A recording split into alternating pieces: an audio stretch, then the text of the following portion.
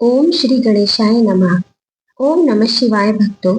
जैसा कि आप सब लोगों को पता है, सावन का महीना चल रहा है और यह वो महीना है जिसमें हर शिव भक्त भगवान शिव को प्रसन्न करने के लिए उनकी भक्ति में लग जाता है। कुछ भक्त सोमवार की व्रत शुरू कर देते हैं, कुछ शिव पुराण शुरू कर देते हैं और कुछ कांवड़ लाकर भोले बाबा का आशीर्वाद प्राप्त करते हैं। इसमें कांवड़ का इतिहास भी अत्यंत रोचक है। शास्त्रों में कहा गया है कि सबसे पहली कांवड़ भगवान परशुराम जी ने उठाई थी। उन्होंने अपने पितरों की शांति और भगवान शिव को प्रसन्न करने के लिए हिमालय से लेकर केदारनाथ तक जल चढ़ाया था। इसके बाद भगवान श्री राम ने भी इसी मार्ग पर चलते हुए कांवड़ यात्रा की थी। उनके भक्त हनुमान जी ने भी अपने कंधों पर गंगा जल लेकर लंका विजय से पूर्व भगवान शिव का आशीर्वाद प्राप्त किया था। कहते हैं भगवान शिव ने तभी उन्हें अमरता का वरदान भी दिया था।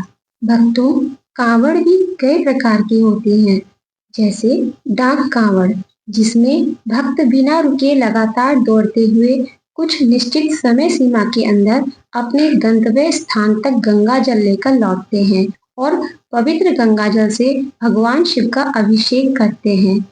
दूसरी है खड़ी कांवड़, जिसमें कांवड़ को कहीं भी जमीन पर नहीं रखा जाता।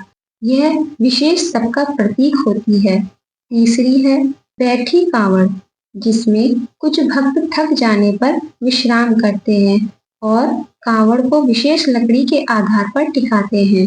और चौथी है झंडे कांवड़, जिसमें भक्त अपने कांवड़ में अपने गांव या कुल की प्रतीक झंडे लगाते हैं।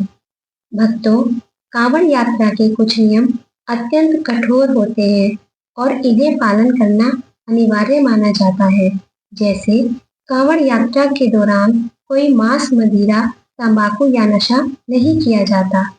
कांवड़ में रखा गंगाजल पवित्र होता है, उसे कहीं भी नीचे नहीं रखा जा सकता।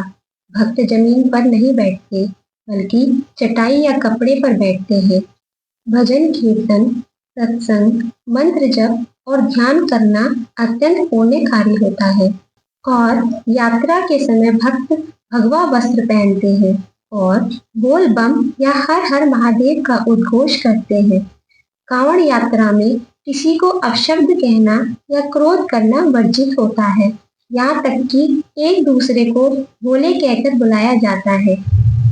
कांवड़ यात्रा शुरू करने से पहले विशेष पूजा विधि से भगवान शिव को जल चढ़ाया जाता है।